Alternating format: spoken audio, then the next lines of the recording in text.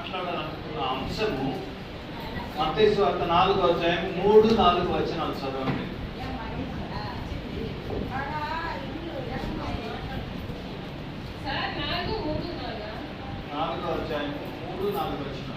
ఆ శోధకుడు ఆయన వద్దకు వచ్చి, నీవు దేవుని కుమారుడవైతే ఈ రాళ్ళు రొట్టెలగునట్లు ఆజ్ఞాపించమనెను. అందుకు ఆయన, మనుషులు రొట్టె వలన మాత్రం కాదు గాని దేవుని నోటి నుండి వచ్చి ప్రతి మాట వలన జీవించును అని రాయబడుతున్నదని. అంతటా చిన్న ప్రార్థన చేసుకుని పరిశుద్ధుడా, మీ పాదాలు వందనాలు.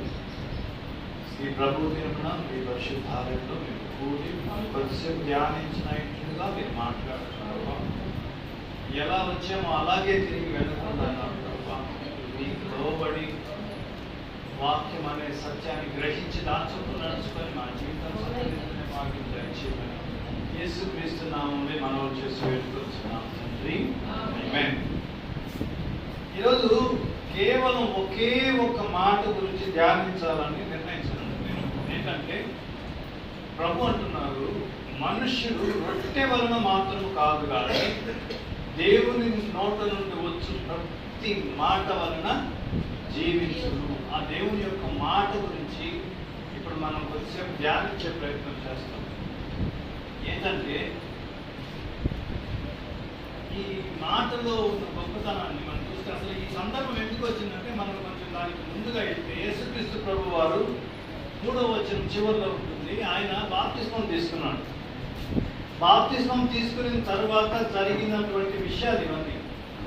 అంటే బాప్తిస్మం అనేది ఏంటంటే దేవుని వాక్యం ఏం చెప్తుందంటే యేసుక్రీస్తు ప్రభు తన బహిరంగ సేవను ప్రారంభించడానికి ముందు యేసు బాప్తిస్మం తీసుకుని నీతిని నెరవేర్చాడు. తండ్రి, పరిశుద్ధాత్మ ఈ బాప్తిస్మాన్ని చూసి చాలా సంతోషించారు. ఇప్పుడు యేసు ప్రభు శోధన ఎదుర్కోబోతున్నాడు. ఆ శోధన అంటే పరీక్ష.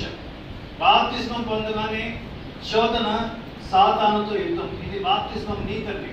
బాప్తిస్మం తీసుకున్నప్పుడు కంపల్సరీ సాతాను దాని ప్రభావం మన మీద చూపిస్తుంది. ఇచ్చిన వాళ్ళ మీద, తీసుకున్న వాళ్ళ మీద, సంఘం మీద కూడా దాని ప్రభావం చూపిస్తుంది. అదే ప్రభు వారు దాన్ని చూశారు. దాని తర్వాత జరిగినటువంటి విషయాన్ని మనం ధ్యానిస్తే సాతానుడు అడుగుతున్నాడు ప్రభు. ఏమని అడుగుతాడంటే వాడు చూడండి ఒకసారి చదవండి. ఆ శోధకుడు ఆయన వద్దకు వచ్చి, నీవు దేవుని కుమారుడవైతే ఈ రాళ్ళు రొట్టెలగునట్లు ఆజ్ఞాపించమనెను. ఆ శోధకుడు అంటే ఎవరండి? అపవాది. వాడు వచ్చి ఆయన దగ్గరకు వచ్చి ఏమంటున్నాడంటే, నీవు దేవుని కుమారుడు అయితే ఈ రాళ్ళను రొట్టెలుగా చేసుకోవచ్చు. మరి ఎందుకని ఆయన రాయిని రొట్టెగా చేయలేదు?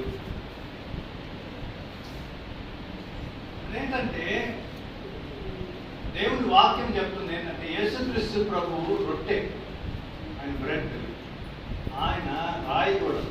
2 రకాల రాయి, బండ, 2 ఆయనే. కానీ ఆయన రొట్టెని రాయిని రొట్టె చేయగలడు, కానీ చేయలేదు. ఎందుకంటే ఆయన సిద్ధాంతం ఏంటంటే ప్రభు ఎప్పుడు అవునంటే అవును, కాదంటే కాదు, రొట్టె అంటే రొట్టె, రాయి అంటే రాయి. ఆ విషయానికి వస్తే ఒక్క రొట్టెని యేసుక్రీస్తు ప్రభు కొన్ని వేల రొట్టెలుగా మార్చినట్టుగా మనం చూస్తున్నాం. బైబిల్ 5 రొట్టెలు 2 చేపలు ఎంతమందికి పంచారండి? 5,000 మందికి పంచారు. కాబట్టి ఆయన అంటాడు, ఒకవేళ మన భాషలో చెప్పాలంటే రాయి నేనే, రొట్టె నేనే. ఇప్పుడు ఇక్కడ రొట్టెని కానీ, రొట్టె అంటే ఆహారం అనుకోవాలి. ఈ ఆహారం గురించి మనం జీవిస్తే వాళ్ళు సాతాను సంబంధులు.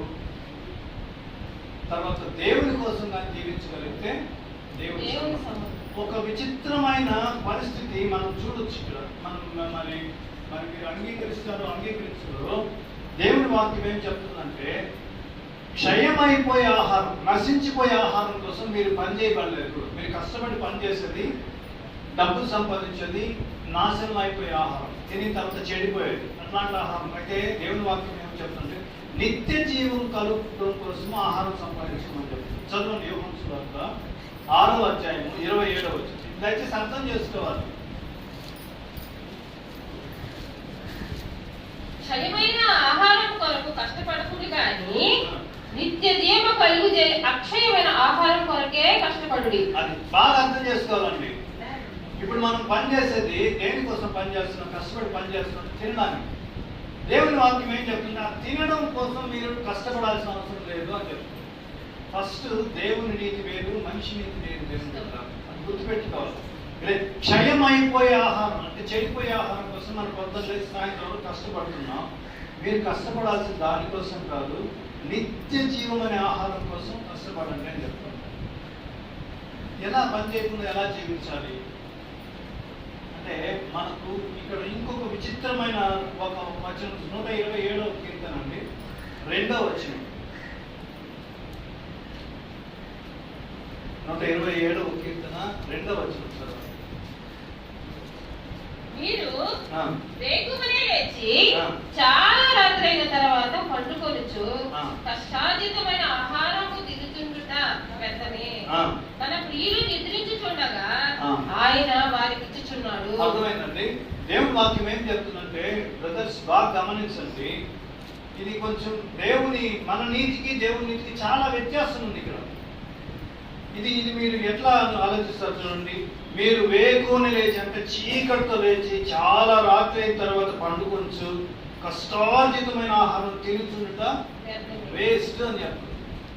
ఇక్కడున్న దాదాపు అందరూ కష్టపడి చీకటితో లేచి వెళ్ళి పని చేసుకొని డబ్బులు సంపాదించుకొని వస్తారు కష్టపడి. అది వేస్ట్ అని దేవుని వాక్యం చెప్తుంది. అయితే దాని కింద చదవండి. కుమారులు తన ప్రియులు నిద్రించుచుండగా ఆయన వారికి ఇచ్చుచున్నాడు. అర్థమైందండి. ఇప్పుడు ఇందాక మనం చదివిన వాక్యంలో క్షయమైపోయే ఆహారం కోసం మీరు కష్టపడబాకండి, కష్టపడి పని చేయబాకండి, నిత్య జీవం కలగడం కోసం కష్టపడి పని చేసుకొని అంటే ఇంకొక రాజ్యం కోసం. యేసుక్రీస్తు ప్రభు చాలా ఖచ్చితంగా చెప్పాడు. ఏమనంటే నా రాజ్యం ఇహలోక సంబంధమైనది కాదు. ఈ లోకానికి సంబంధించిన యేసుక్రీస్తు ప్రభు ఈ లోకానికి రాలేదు, ఆ లోకానికి మనం సిద్ధపరచాలి. కాబట్టి మనకి వాక్యం విన్నప్పుడు అర్థం కాదు. సో ఇదేంటి క్షయమైపోయే ఆహారం కోసం కష్టపడుతాను దేవుని వాక్యం చెప్తుందంటే క్షయమైపోయి చెడిపోయే దానికోసం కాదు, కాకపోతే మనం తినాలి. మరి తినకుండా ఎట్టున్నారంటే దేవుని వాక్యం చాలా ఖచ్చితంగా చెప్తుంది. చూడండి యోహాను సువార్త 6:35 ఒకసారి చదువు. అందుకు యేసు వారితో ఇట్లనెను, జీవాహారము నేనే, నా యొద్దకు వచ్చేవాడు ఏ మాత్రమును ఆకలి కొనడు. అది ఆ జీవాహారం అని యేసుక్రీస్తు ప్రభు చెప్తున్నాడు. దేవుని బిడ్డలారా బాగా అర్థం చేసుకోవాలి దేవుని వాక్యాన్ని. జీవాహారం అంటే అది జీవించే సజీవమైంది అనమాట. మనం తినే ఆహారం కొద్దిసేపు చెడిపోతుంది, ఫ్రిడ్జ్లో పెట్టినా కానీ కొంతకాలం చెడిపోతుంది. కానీ దేవుని వాక్యం ఇక్కడ ఏం చెప్తుందంటే ఆ సాతానుతో దేవుడు చెప్పే మాటలు అన్నమాట ఇవి. ఆయన చెప్పొచ్చు, గాయని రొట్టె చేయాల్సిన అవసరం నాకు లేదు, నేను అభివృద్ధి చేశాను. అది చేసిన తర్వాత యేసుక్రీస్తు ప్రభు ఎంత జాగ్రత్త. మనం కూడా ఇక్కడ మాట్లాడుకునేటప్పుడు వాడు సాతానుడు అదే మనం చాలా చీప్గా మాట్లాడుతాం సాతాను. దేవుడు చాలా జాగ్రత్తగా మాట్లాడాడు ఆయనతో కూడా. చూడండి ఆయన ఏమన్నాడు ప్రభు ఆయనతో, మనుష్యుడు రొట్టె వలన మాత్రం కాదు కానీ దేవుని నోటి నుండి వచ్చు ప్రతి మాట వలన జీవించును అని రాయబడింది. దాని కింద ఆయన అంటాడు, ప్రభు అయిన నీ దేవుని నీవు శోధింపడు. 2 సార్లు తెలుగుతాడు, ప్రభు అయిన నీ దేవుని నీవు శోధింపవలదని. చాలా ఖచ్చితంగా ఆయన చాలా గౌరవంగా మాట్లాడుతుంది సాతాను కూడా. ఇక్కడ ఆయన ఆ గౌరవాన్ని కూడా మనం నేర్చుకోవాలి. సాతాను కూడా చాలా జాగ్రత్తగా మాట్లాడడం మనం చూస్తున్నాము దేవుని బిడ్డలారా. ఇక్కడ 2 రకాల వాళ్ళని చూసాం మనం. ఒకరేమో కష్టపడి రోజంతా పని చేసి సంపాదించుకుంటారంట, అది వ్యర్థమే దేవుని వాక్యం చెప్తుంది. తన ప్రియులు నిద్రించుండగా ఆయన మనకి నిద్రపోతుంది చేస్తాడంట. ఎవరంటే ఆయనకి ప్రియులైతే ఆయనకి ప్రియమైన జీవితం కనుక మనం దాన్ని జీవిస్తే దేవుని వాక్యం ఏం చెప్తుంది, నువ్వు పని చేయకపోయినా నీకు అన్నీ వస్తుంది. చూడండి చాలా కష్టపడి పని చేస్తుంటారు కొంతమంది, వాళ్ళకి వచ్చేటప్పుడు వాళ్ళ మందులు కూడా సరిపోని కుటుంబాలు కొన్ని ఉంటాయి. అంటే దేవుని వాక్యం ఏం చెప్తుందంటే అనవసరమైన దానికోసం ఖర్చు పెడతా ఉంటారు. మీరు అనవసరం వేరే విషయాల కోసం ఖర్చు పెడుతుంటారు, కానీ దేవునికి ఇష్టమైనటువంటి పనుల కోసం మనం చేయటం లేదేమో. టోటల్గా మనం ఆలోచించాల్సింది ఇంకొక రాజ్యంలోకి మనం వెళ్ళడానికి ఇక్కడ సిద్ధపడాలనేది దేవుని వాక్యం చెప్తుంది. ఇక్కడ ఆయన అంటున్నాడు, రొట్టె నేనే, రాయి కూడా నేను అనడానికి కొన్ని చూస్తే మనము యోహాను సువార్త 6:51 వచ్చిన ఒకసారి చదవండి. పరలోకము నుండి దిగి వచ్చిన జీవాహారము నేనే, ఎవడైనా విడిచిపెడితే వాడు ఎల్లప్పుడూ జీవించును. మరియు ఏనిచ్చు ఆహారము లోకమునకు జీవము కొరకైన నా శరీరమే అని మీతో నిశ్చయముగా చెప్పుచున్నానని. అవునండి, ఇక్కడ తెలుగులో ఆహారం అని ఉంటుంది, ఇంగ్లీష్ లో అయితే బ్రెడ్ అనే ఉంటుంది. I'm the living bread.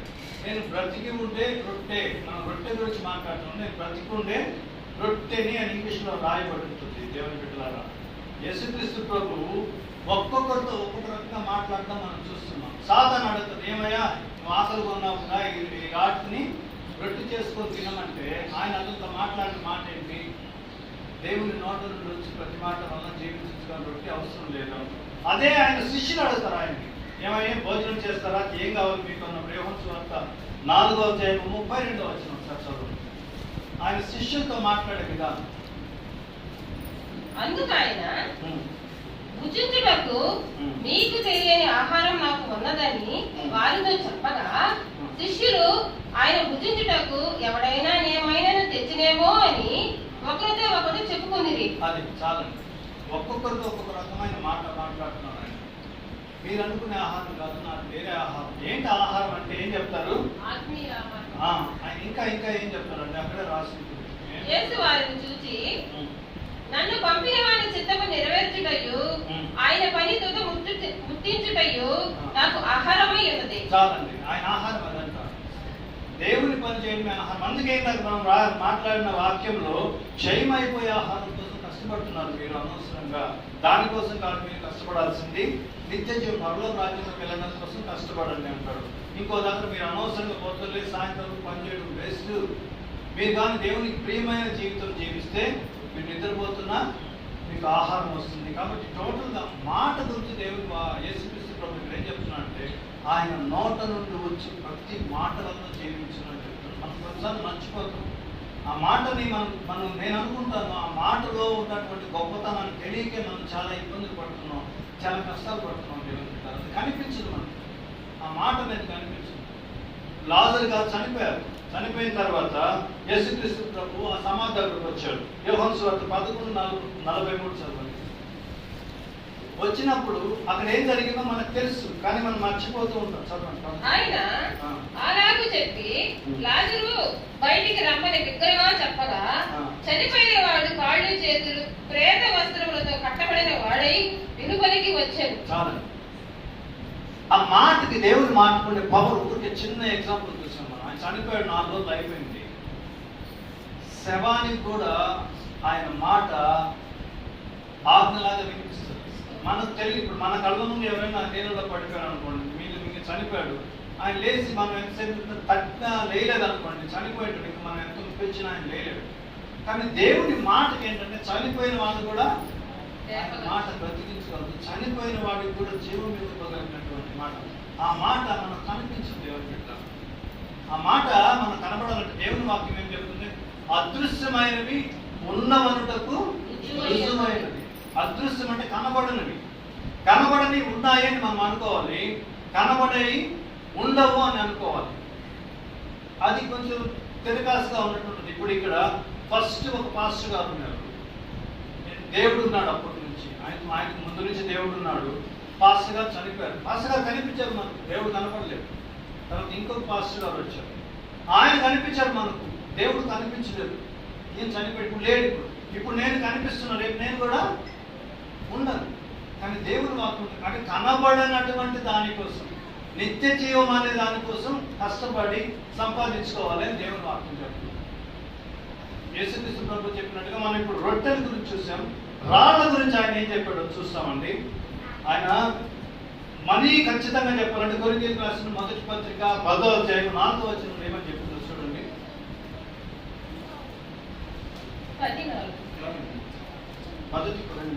అందుకు ఆత్మ సంబంధమైన ఒకే ఆహారమును భుజించిరి, అందరూ ఆత్మ సంబంధమైన ఒకే పానీయమును పానం చేసిరి. ఎరయనగా తమని వెంబడించిన ఆత్మ సంబంధమైన బండలో నిధి త్రాగిరి. ఆ బండ క్రీస్తే. బండ క్రీస్తే అని చెప్తుంది. దేవుడు ఏం చెప్పంటే రాయి నేనే, రొట్టె కూడా నేనే. కానీ నీ కోసం నేను చేయబడలేదు. దేవుని మహిమను దొంగిలించడానికి చేసే ప్రయత్నం సాతానుడు తెలుసు. ఆయన యేసుక్రీస్తు ప్రభు దేవుడు. నేను కూడా చూడండి, ఈ ఆ బాప్తిస్మం తీసుకుని తర్వాత యేసుక్రీస్తు ప్రభు వారికి వచ్చినటువంటి శోధన ఇది. ఆయన నిలబడ్డాడు, ఆయన గెలిచాడు. ఇదే పరిస్థితి ఆదాము హవ్వలకు వచ్చినప్పుడు వాళ్ళు పడిపోయారు.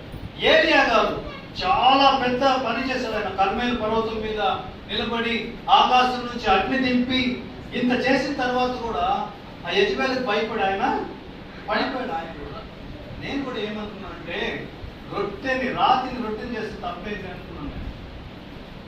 కానీ నాకు కూడా వేరే దేవుడి దూత ద్వారా నాకు తెలియపరిచాడు, కాదు రొట్టె చేయాలి, రాతిని రాయొచ్చాను. నేను కూడా పడిపోయాను. మనుషులందరూ పడిపోవచ్చు దేవుని బిడ్డారా. ఇక్కడ దేవుని వాక్యం ఏం చెప్తుందంటే ఆయన రాతిని రాయిగానే రొట్టెగానే చూడమని చెప్పాడు.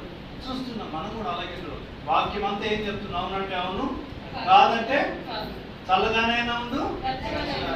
ఇవన్నీ టోటల్ గా దేవుని వాక్యం చెప్పేది ఏంటంటే నువ్వు అవునంటే అవునని చెప్పాలి, రాయి అంటే రాయే, రొట్టె అంటే ఎటువంటి శోధనలు ఆయనకి వచ్చినా కానీ ఆయన పడిపోలేదు.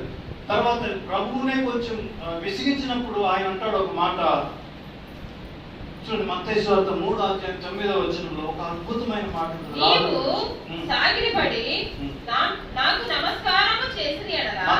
మత్తయి సువార్త 3:9. నీవు నాకు సాగిలిపడి నమస్కారం చేసిన ఎడల వీటన్నిటిని నీకు ఇచ్చేదనని ఆయనతో చెప్పగా. అది కాదండి, కొంచెం 3:4 సార్. 3:9. అబ్రహాము మాకు తండ్రి అని మీలో మీరు అనుకుని తలంచుకోవద్దు. దేవుడు ఈ రాళ్ల వలన అబ్రహామునకు పిల్లలు పుట్టింపగలడని మీతో చెప్పుచున్నాడు. యేసుక్రీస్తు ప్రభు అంటున్నాడు, అబ్రహాం మా తండ్రి అంటే ఆయన అంటున్నాడు, ఈ రాళ్ల వలన కూడా నేను అబ్రహాంకి పిల్లలు పుట్టించగలను అని చెప్తున్నాను. దేవుడు యేసుక్రీస్తు ప్రభు కరెక్ట్ గా కోట్ చేసిన వాక్యం చూస్తాం. ఇప్పుడు మనం ద్వితీయోపదేశం 8:3 ప్రభు అంటున్నాడు, ఇక్కడ అన్న మాట కనమాట అది. అవునండి. ఆహారం వలన గాని యెహోవా సెలవిచ్చిన ప్రతి మాట వలన నరులు బ్రతుకుదురని నీకు తెలియజేయటకు ఆయన నిన్ను అణచి నీకు ఆకలి కలుగజేసి నీవే గాని నీ పితరులే గాని ఎన్నడెరగని మన్నాతో నిన్ను పోషించెను. చూడండి, ఇక్కడ చెప్పిన మాట, ఈ మాటనే ప్రభు ఇక్కడ చెప్పింది. ఈ మాటనే ప్రభు అంటున్నాడు, మనుషులు రొట్టె వలన మాత్రం కాదు కానీ దేవుని నోటి నుండి వచ్చి ప్రతి మాట వలన జీవించను. అది ఏంటంటే అక్కడ రాసిన మాట ఆహారం వలనే కానీ యెహోవా సెలవిచ్చిన ప్రతి మాట వలన నరులు బ్రతుకుదురని నీకు తెలియజేయుటకు ఆయన నిన్ను అణచి, గుర్తుపెట్టుకోవాలి, అణచి నీకు ఆకలి కలుగజేసి నీ పితరులే కానీ ఎన్నడెరుగని మన్నాతో. ఈ మాటని ప్రభు ఇక్కడ చెప్తున్నాడు. దేవుని బిడ్డలారా, అక్కడ చెప్పినటువంటి మాట వాళ్ళు మన్నా భుజించినగా చనిపోయారు. తర్వాత సంగతి ఇక్కడ ప్రభు ఏమంటున్నాడంటే ఆహారం వలనే కానీ యెహోవా సెలవిచ్చిన ప్రతి మాట వలన నరులు బ్రతుకు. అంటే ఆయన మాటకున్న ప్రభావం మనం చూస్తున్నాం ఈరోజు. మనం గమనించలేకపోతాం. ఒకవేళ ఆ మాటను కానీ మనం కానీ పట్టుకోగలిగితే మనం చాలా గొప్ప స్థితిలోకి వెళ్ళిపోవచ్చు. దేవుని బిడ్డ, అది అర్థం చేసుకునే ప్రయత్నమే మనం చేయలేకపోతున్నామేమో అనిపిస్తూ ఉంది.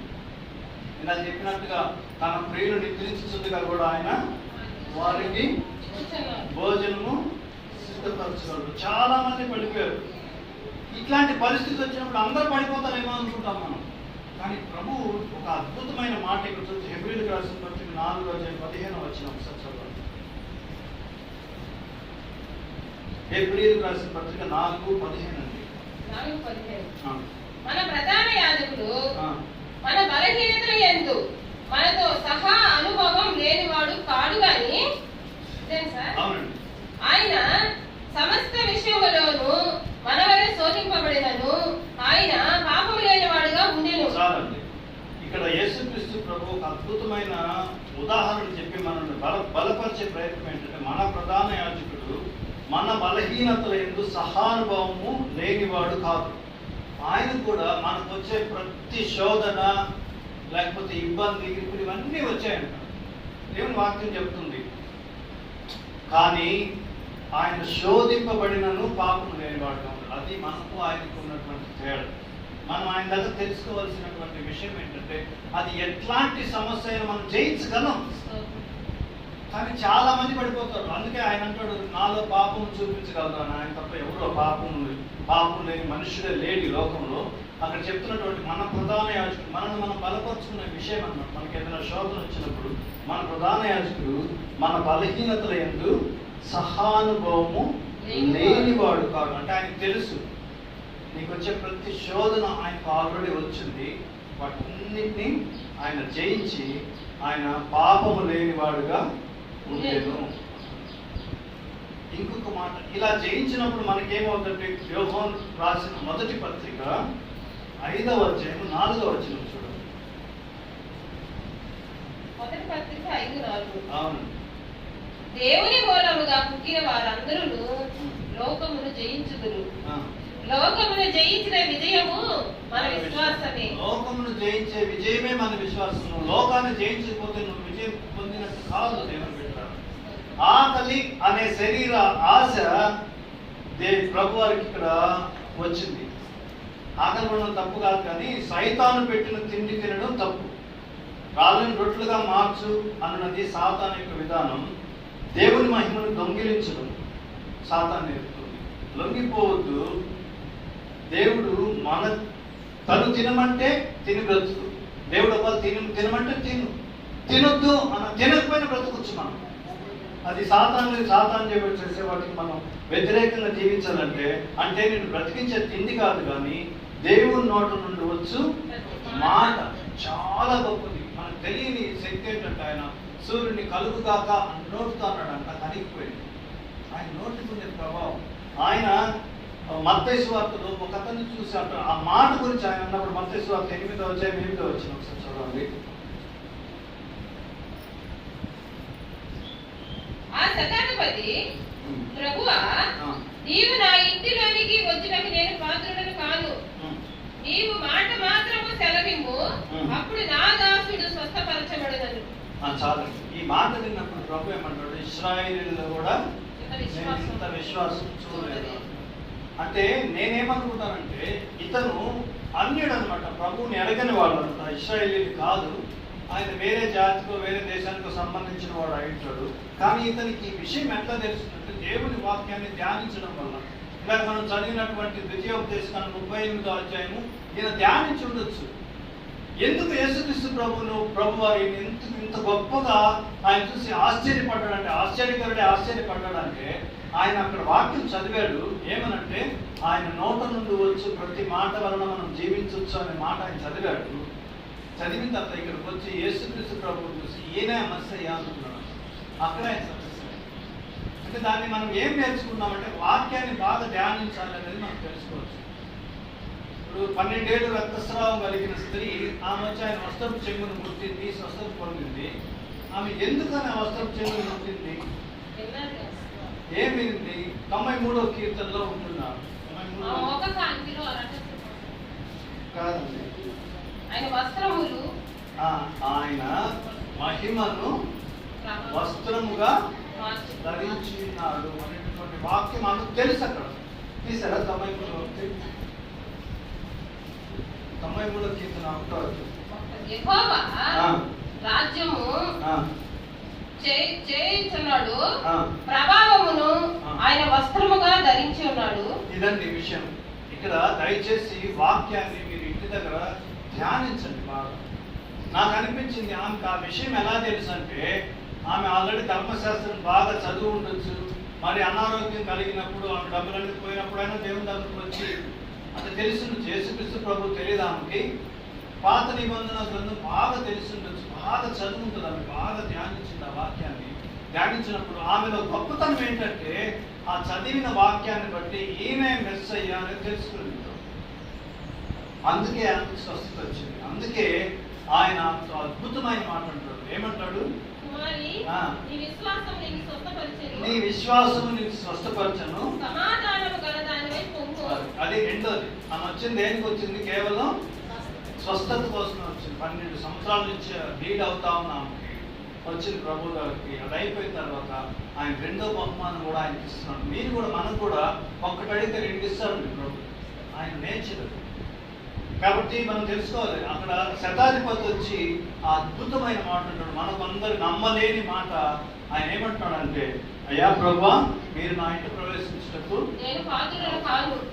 ఈ మాట, ఒక్క మాట చెప్పండి ప్రభువా, నా యొక్క సేవకుడు ఎంత గొప్ప మాట లేదు.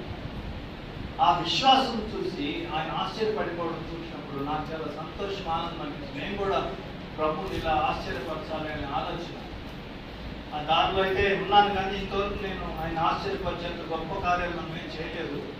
చేయాలనే ఆశ అనమాట దేవుని బిడ్డలారా. పెద్ద పెద్దవారు పడిపోయి ఉండొచ్చు, మనం కూడా పడిపోతాం, కానీ పడిపోవడం కరెక్ట్ కాదు. నాకు పలు సిగ్గు అనిపిస్తుంది ఆ విషయం తెలిసినప్పుడు. నేను ప్రభువుని నమ్ముకొని ఆయన ద్వారా ఎన్నో పొందుకున్న తర్వాత కూడా నేను మళ్ళా పడిపోవడం అనేది నాకు చాలా సిగ్గు, అసహ్యం అనిపిస్తుంది. కొంతమంది చెప్తారు పడలేదులే, పడితే పడారు, మళ్ళీ లేగి అన్నట్టు అంటున్నారు. నాకైతే అది కరెక్ట్ కాదు. కంపల్సరీ నేను అడుగుతా ఉన్నాను, నన్ను కొట్టండి ప్రభా, కొట్టండి అని అడుగుతా ఉన్నాను చాలా కాలం నుంచి. ఇక చాలా మంది పడిపోయినట్టుగా చూస్తున్నాం దేవుని వాక్యంలో. దాదాపు భక్తులందరూ పడిపోయారు, ఒక్క యేసుక్రీస్తు ప్రభుత్వం. మనందరూ పడిపోకూడదు, అదే దేవుని యొక్క చిత్తం. దేవుని పెట్టారు చూడండి, ఆయన బహిరంగ సేవ ప్రారంభించడానికి ముందు బాప్తిస్మం తీసుకున్నాడంట. బాప్తిస్మం తీసుకున్న తర్వాత అది 2 రకాలుగా, ఈ లోకంలో సాతానుడు చాలా కోపం వస్తుంది బాప్తిస్మం తీసుకున్నాడు. ఇచ్చిన వాళ్ళకి శోధన వస్తుంది, తీసుకున్న వాళ్ళకి శోధన వస్తుంది.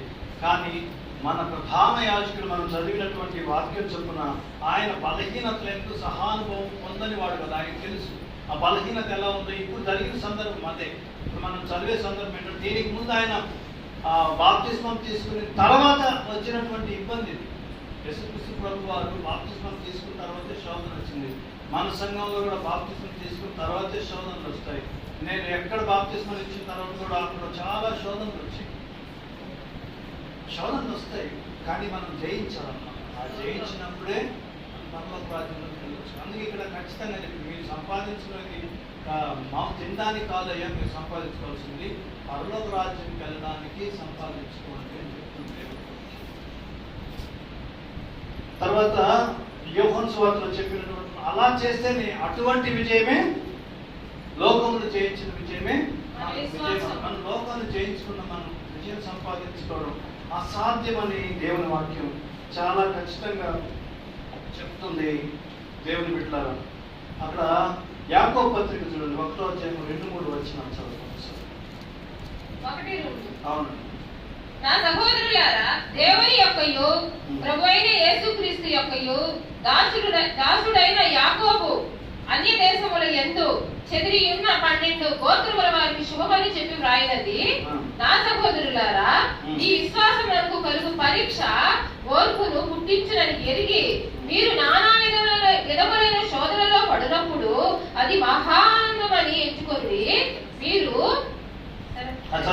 మీరు సంపూర్ణులను అనురాగులను ఏ విషయంలోనైనా పొదువులేని వారునై ఉండునట్లు ఓర్పు తన క్రియను కొనసాగింపనీయుడి. ఇక్కడ 2 విషయాలు ఈ వాక్యంలో మనం గమనించవచ్చు. దేవుని పెట్టారు, మీరు నానా విధములైన శోధనలో పడినప్పుడు అది మహా ఆనందం అని ఎంచుకోండి అని దేవుని వాక్యం చెప్తుంది. ఇక్కడ ఎవ్వరు మనం ఇష్టపడదు దానికి. శోధనలు వస్తున్నాయంటే మనకి ఇష్టం ఉండదు, కష్టాలు వస్తాయంటే ఇష్టం ఉండదు. కానీ దేవుని మాట ఏం చెప్తుందంటే, మీరు శోధనలో పడినప్పుడు అది మహానందం అని ఎంచుకోండి.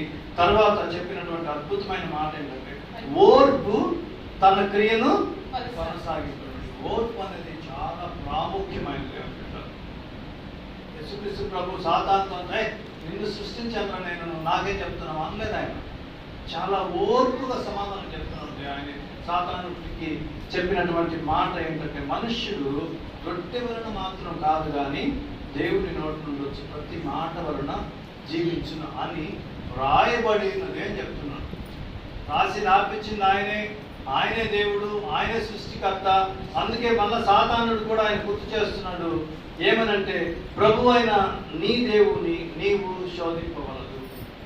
సర్వ సృష్టిలో సాతాను కూడా సృష్టించిన దేవుడు, నేను సృష్టించింది నేనే అని ఎంత చక్కగా ఎంత బాగా చెప్తున్నాడు. మనం వాడు వీడంటాం సాతాను, వాడు సాతానుడు మనల్ని ఇబ్బంది పెట్టాడు, నాకు అది ఇది, మనం చాలా చీప్గా మాట్లాడతాం సాతానుని. కొన్నిసార్లు అతని మీద అపాండాలు కూడా వేస్తాం. బాగా తాగిపోదు అనుకోండి, వాడు ఈరోజు కూడా తాగొచ్చు, లేదా ఈరోజు ఫంక్షన్ కదా ఎందుకు తాగావు అంటే వాడు ఏం చెప్తాడు, చేద్దామో మా సాతాను శోధన అంటాడు. సాతానుడు కూడా ఆశ్చర్యపోతాడు, నేను ఎప్పుడు చెప్పాను నీకు తాగమనేది. అట్లా సాతాను మీద మనం అబాండాలు వేస్తాం, చాలా చీప్గా మాట్లాడతాం.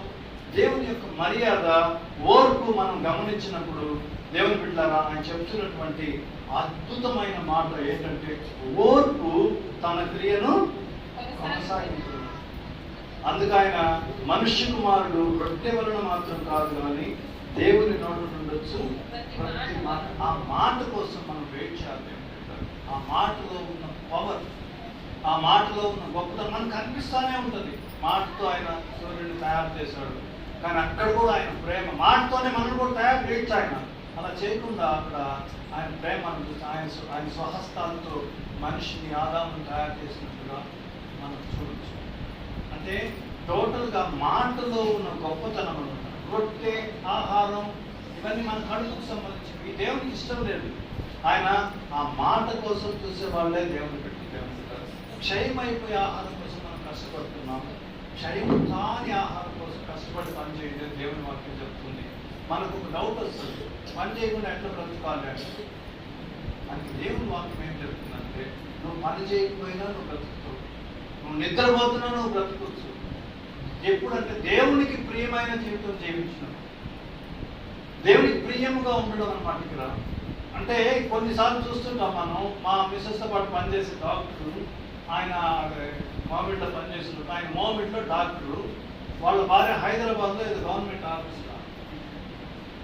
చాలా డబ్బులు వస్తాయి కానీ వాళ్ళకి సంతోషం లేదు, సమాధానం లేదు. వారానికి ఒకసారి ఆయన ఈరోజు సాయంత్రం వరకు డ్యూటీ చేసి వెళ్తాడు, మళ్ళీ సోమవారం కల్లా డ్యూటీకి వచ్చేస్తాడు. ఇట్లాంటి జీవితం చూస్తున్నాం. అంటే అంత కష్టపడి అంత డబ్బు సంపాదించిన వాళ్ళకి సంతోషం లేదు, సమాధానం.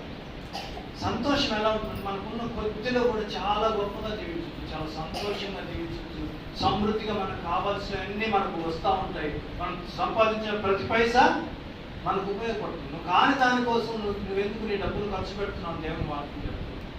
చాలా తక్కువ సంపాదించుకుని కూడా చాలా సంతోషంగా ఉండగల. అసలు సంపాదించకుండా నువ్వు నిద్రపోతున్నా దేవుడు నీకు ఇస్తాడు అని దేవుడి మాట చెప్తుంది. ఇవన్నీ అర్థం చేసుకోగలిగాలి మనం. దేవుడి వాక్యం ఏం చెప్తాం? గాల్లో దీపం పెట్టి దేవుడా దేవుడా అంటే ఉంటుంది అని దేవుని వాక్యం. అంత మాత్రమే కాదు, మేము కానీ యేసునామములో ప్రార్థించినప్పుడు ఈ చెట్టు పోయి సముద్రంలో నాటపడదు కాబట్టి నాటపడుతుందని కూడా చెప్తుంది దేవుని వాక్యం. అంటే టోటల్గా మనం తెలుసుకోవాల్సింది ఏంటంటే, అదృశ్యమైనవి ఉన్నాయి అన్నటకు రుజువైంది మన యొక్క నిరీక్షణ, లేకపోతే మన విశ్వాసం ఏంటంటే కనబడిన వాటి కోసం మనం చూడాలి. యేసుక్రీస్తు ప్రభు దగ్గర కొంతమంది వస్తారు, వచ్చినప్పుడు ఏదో ఆశించి వస్తాం, కుటుంబంలో శాంతి, సమాధానం, ఇంకొకటి ఏదో అలా వస్తారు. బైబుల్ ఏముంటుందంటే, ఆ సమరయ స్త్రీ కూడా వచ్చింది ఫస్ట్ ప్రభు దగ్గర దేనికోసం వస్తుందంటే, ఏదో నేను ఇచ్చే నీళ్ళుగా తాగేమంటే నేను తప్పికొనవమ్మా అంటే వచ్చేస్తున్నాను. వచ్చింది, అడుగుతుంది, ఏం ప్రభు అంటే ముందు నీ గురించి చెప్పమంట. ప్రభు కొద్దిసేపు మాట్లాడిన తర్వాత ఆమె తిరిగి ఈ లోకానికి సంబంధించి కష్టం లేకుండా నీళ్లు కావాలనేది అడుగుదాం. మనం కూడా అంతే, ప్రభు దగ్గరకు వచ్చే ముందు ఏదో ఆశించవచ్చు. మన కుటుంబాలు సంతోషంగా ఉంటాయి, సమాధానం ఉంటుంది, హ్యాపీగా ఉంటారు, అన్ని సమృద్ధిగా జరుగుతాయి. ఈ స్థితికి వచ్చేసిన తర్వాత ఇంకా వాటి గురించి మనం ఆలోచించకూడదు. దేవుని బిడ్డ, ఇంకా మనం ఆలోచించాల్సింది ఏంటంటే ఇంకొక లోకం గురించి ఆలోచించాలి. పరిపక్వత అన్నమాట. ఫస్ట్ వచ్చిన రోజుకి, తర్వాత రోజుకి, ఆ తర్వాత రోజుకి ఆ తేడాలు మనం గమనించాలి. మన జీవితంలో ఉండాలి. మళ్ళా ఆహారం కోసం, రొట్టె కోసం మనం ఆలోచించాల్సిన అవసరం లేదు. దేవుని మాట కోసం చేయాలి. దేవుడు మనకు చేసినటువంటి అద్భుత కార్యాల కోసం, లేకపోతే మన కుటుంబంలో చేసిన మహా గొప్ప ఆనందకరమైన జీవితం మనం దయచేసినప్పుడు ఇంకా మనం మళ్ళా ఇంకా అది కావాలి ప్రభావ, ఇది కావాలి ప్రభావ అని అడిగే స్థితిలో ఉంటుంది. అదే వాక్యం చెప్తుంది. ఇంకా సంపాదించుకోవడం కాదు, ఇక్కడ దేవుని కోసం పనిచేయాలి. అందుకే అక్కడ ఆ వాక్యం చాలా ఖచ్చితంగా చెప్తుంది, క్షయమైన ఆహారం కోసం కష్టపడుతుంది, నిత్య జీవం కలుగులే ఆహారం కోసం కష్టపడదు. ఎట్లా ప్రభావం? నువ్వు నిద్రపోతున్నా నేను ఇస్తానని దేవుని వాక్యం చెప్తుంది. సత్యం దేవుని బిడ్డ అర్థం చేసుకోండి. నిద్రపోతున్నా దేవుడు దయచేయగలిగినటువంటి సమర్థుడు. ఏమి లేకపోయినా అయితే ఆయనకి ప్రియమైన జీవితం, సంతోషమైన జీవితం, ఓర్పు కలిగిన జీవితం, తగ్గించుకునే జీవితం, ప్రభుని ఇతరులకు ప్రకటించగలిగే, ప్రభుని ఇతరులకు చూపించేంత గొప్ప జీవితం మనం కానీ జీవిస్తే ఇవన్నీ మనకు సాధ్యమే. అనవసరం అని చెప్తున్నావు. ప్రొద్దున చీకటితో లేచి చాలా రాత్రి అయ్యేంత వరకు నువ్వు కష్టపడి పని చేసుకొని తినడం వేస్ట్ అని దేవుని వాక్యం చెప్తుంది. అంటే ఇక్కడ కొంచెం విచిత్రంగా ఉంటుంది. చూడండి, ఏప్రిల్ రాసిన పత్రిక 11వ అధ్యాయం 1వ వచనం ఒకసారి చూద్దామండి. అది దాన్ని కూడా మనం అర్థం విశ్వాసం అన్నది నిరీక్షింపబడు వాటి యొక్క నిజ స్వరూపమును అదృశ్యమైనవి ఉన్నవనుటకు రుజువై ఉన్నది. దానిని బట్టి పెద్దలు సాక్ష్యము పొందిరి, ప్రపంచములు దేవుని వాక్యం వల్ల నిర్మాణమైనవరియు అందును బట్టి అదృశ్యమైనది కనబడెను. చాలు. విశ్వాసం అంటే ఏంటంటే నిరీక్ష, మనం దేనికోసమైతే వెయిట్ చేస్తున్నామో అది ఉంది అనడానికి రుజువు. మనం దేనికోసమైతే చూస్తున్నామో అది కనిపించేసిన తర్వాత విశ్వాసం ఏముండదు అందులో. మనకు దొరికిపోయిన తర్వాత కనిపించే దానికోసం మనం చూడడం అది విశ్వాసం కాదు. విశ్వాసం అంటే ఏమని చెప్తుంది వాక్యం? నిరీక్షింపబడు వాటి యొక్క నిజస్సు. దేనికోసమైతే నువ్వు చూస్తున్నావో అది నీకు కనబడగలగాలి. దేవుని బిడ్డలు, ఇక్కడ పరిశుద్ధాత్మ దేవుడు ఉన్నాడు, మనం కనబడలేకపోతున్నాం, మనం చూడలేకపోతున్నాం. కానీ అందుకే మనం పైన వారంలో మనం చదివిన వాక్యం ప్రకారం మీరు చూడకపోయినా నమ్మారు దేవుడిని, కాబట్టి అది ఒక ధన్యత. ఆల్రెడీ ఇప్పుడున్న బిడ్డలందరూ ప్రభువుని చూడకుండానే ఆయన సొంత రక్షణను అంగీకరించి మనం బాప్తిస్మం తీసుకున్నాం. దేవుని వాక్యం ఇక్కడ చెప్పేది ఏంటంటే అంత మాత్రమే కాదు, విశ్వాసం అంటే ఏంటంటే నిరీక్షింపబడు వాటి యొక్క నిజస్వరూపం. తర్వాత అంటే లేనిది ఉన్నట్టుగా, ఉన్నది లేనట్టుగా మనం చూసుకోవాలి దేవుని బిడ్డలారా. అందుకే ప్రపంచములు దేవుని వాక్యము వలన, దేవుని వాక్యం అంటే దేవుని మాట వలన, ఆ మాట వలననే నిర్మించబడ్డాయి అన్నమాట. ఈ సర్వలోకము కేవలం దేవుని యొక్క మాట వలన మాత్రమే వచ్చింది. అదే మాటని ప్రభు అక్కడ అంటున్నాడు, దేవుని నోటి నుండి వచ్చి ప్రతి మాట వలన మనిషి జీవించవచ్చు.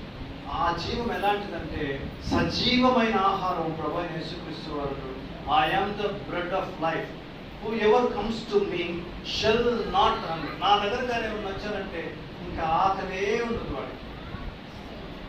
ఇవన్నీ మనం అర్థం చేసుకోగలగడం ఏంటంటే ఆయన ఆహారము, ఆయన రొట్టె, ఆయన రాయి కూడా. ఎవరైతే నా బండ మీద రాయి కట్టుకుంటాడో, నా బండ మీద ఇల్లు కట్టుకుంటాడో వాడు ఎటువంటి వరదలు వచ్చినా ఏమొచ్చినా ఆ బండ క్రీస్తు అన్నమాట. ఆ బండ మీద మనం జీవించగలిగితే, ఆ బండను మనం ఆధారం చేసుకోగలిగితే ఆ క్రీస్తు అనే బండ మన జీవితాన్ని మార్చేసి. అయితే ఆయన నోట నుండి వచ్చే మాటకి మనం ప్రాధాన్యత ఇవ్వాలి, నమ్మకం కలిగి ఉండాలి.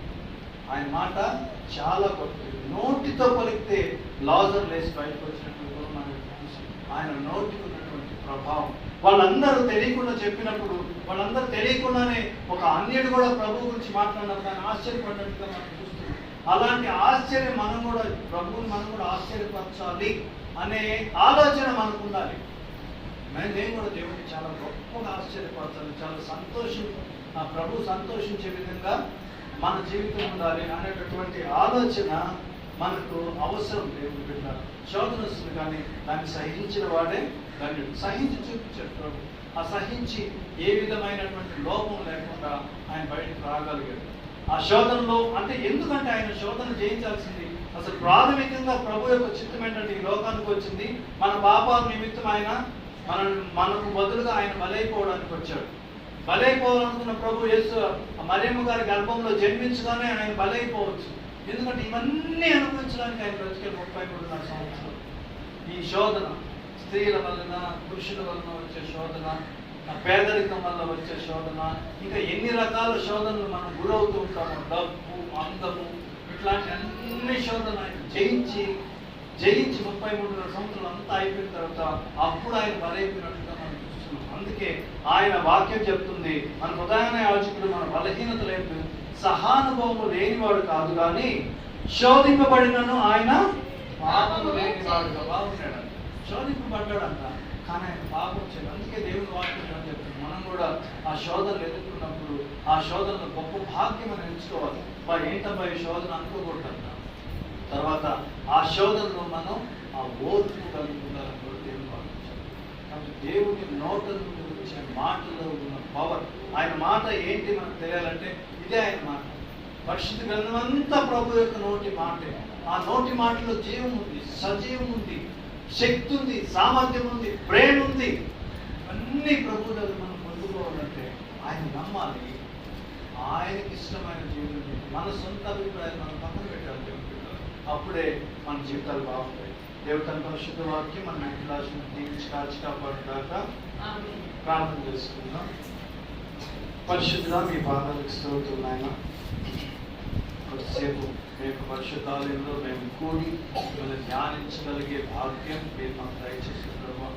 విన్న వాక్యం ద్వారా మాకు మాట్లాడి వచ్చిన ప్రతి బిడ్డ హృదయంలో అది నాటబడి నూరింతలుగా ఫలించడానికి ప్రభావ మీ మాటలో ఉన్న గొప్పతనాన్ని గ్రహించి ఆ మాటకి నాయన, ఆ మాటను నమ్మి నాయన, ఆ మాటనే మేము నాయన మా హృదయంలో పెట్టుకున్నప్పుడు దానిలో ఉన్న గొప్పతనాన్ని ఆయన మేము మా కుటుంబం ఆయన వాటిని అనుభవించి ఇతరులకు నాయన మేము మార్గదర్శకంగా నేను సరిగ్గా ఉండేటటువంటి గొప్పతనాన్ని అంతా ఇతరులు చూసేంత గొప్పగా మీరు మా కృప దయచేయమని యేసు నామంలో అడిగి వేడుకొంచున్నాము తండ్రి.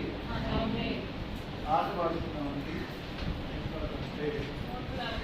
149వ పాట దేవుని ప్రేమ ఎందుకు అనే పాట కీర్తన పుస్తకం నుంచి 149వ పాట ఉంది. దేవుని ప్రేమ ఇదిగో భావంబునందెలియరే కేవలము నమ్ముకొనిన పరలోక జీవంబు మనకప్పును సర్వలోకము మనులను మన వాక్య సత్యంబుతో చేసెను సర్వోపకారుడుండే మన మీద జాలి పరుడైయుండెను మానవుల రక్షింపను దేవుండు తన కుమారుని పంపెను మన శరీరము దాల్చెను ఆ ప్రభువు మన పాపమును దూరుడే యేసుక్రీస్తు పేరున రక్షకుడు వెలసినాడిల లోపల దోషకారి జనులతో ఎంతో శుభాషలను పలికినాడు పాప భారంబు తోడా నీ మృత్యు ప్రయాసముల పొందిడి పాపులందరూ నమ్మిన విశ్రాంతి పరిపూర్ణమెత్తునను సతులైన పురుషులైన యాకర్త సర్వజనులాయడలను సత్ప్రేమగా నడచెను పరలోక సత్పోదలిక చేసెను దేవుని ప్రేమ ఇదిగో జనులార భావంబునందెలియరే కేవలము నమ్ముకొనిన పరలోక జీవంబు మనకప్పును దేవుని ప్రేమ ఇదిగో జనులార భావంబునందెలియరే కేవలము నమ్ముకొనిన పరలోక జీవంబు మనకప్పును. ప్రార్థన చేస్తున్నాం. పరిశుద్ధ మీ పాదాలకు స్తోత్రం. ఇచ్చిన కానుకలను ఆశీర్వదించిన ప్రభా, ఇచ్చిన చేతులను నాయన దర్శించిన ప్రభా, కావలసిన ప్రతి అవసరం తీర్చిన ప్రభా, ఆ కుటుంబాలకు కావలసిన సమృద్ధి జీవం దయచేయమని యేసు నామంలో అడిగి వేడుకొంచున్నాం తండ్రి. ఆమేన్. మనందరం లేచి నిలబడతామండి. మనందరం లేచి నిలబడి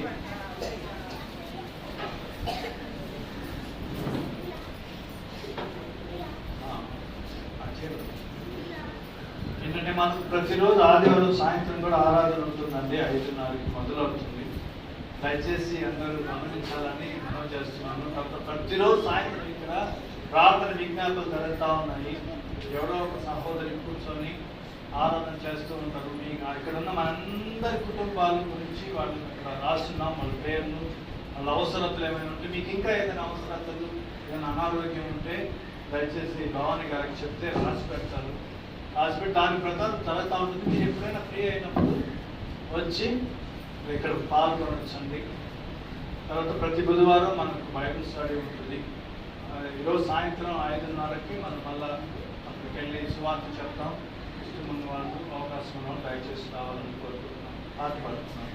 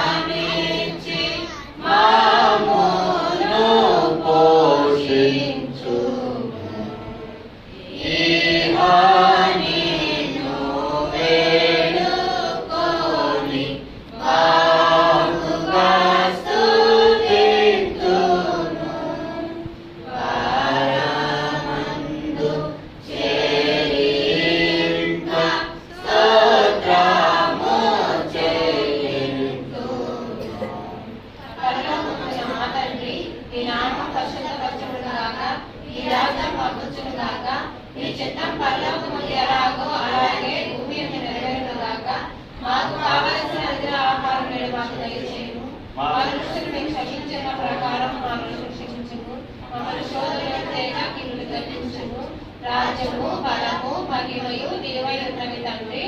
ఆమేన్. ప్రతి చోట నీ సాక్షిగా ప్రభువా నేనుండునట్లు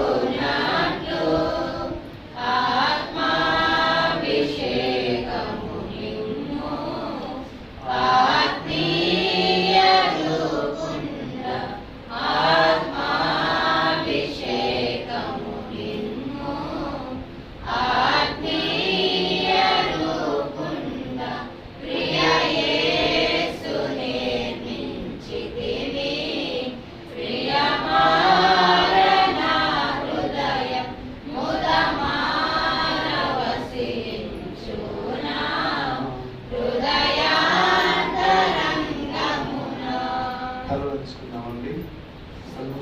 తండ్రి దేవుని ప్రేమ, కుమారుడైన యేసుక్రీస్తు ప్రభువారి కృప, పరిశుద్ధాత్మ దేవుని అన్యోన్య సహవాసం ఇప్పుడు వచ్చిన మనకు ఇప్పుడు ఎల్లప్పుడూ సదాకాలం ఆయన కృపతోడై నడిపించును గాక. అందరికీ వందనాలు.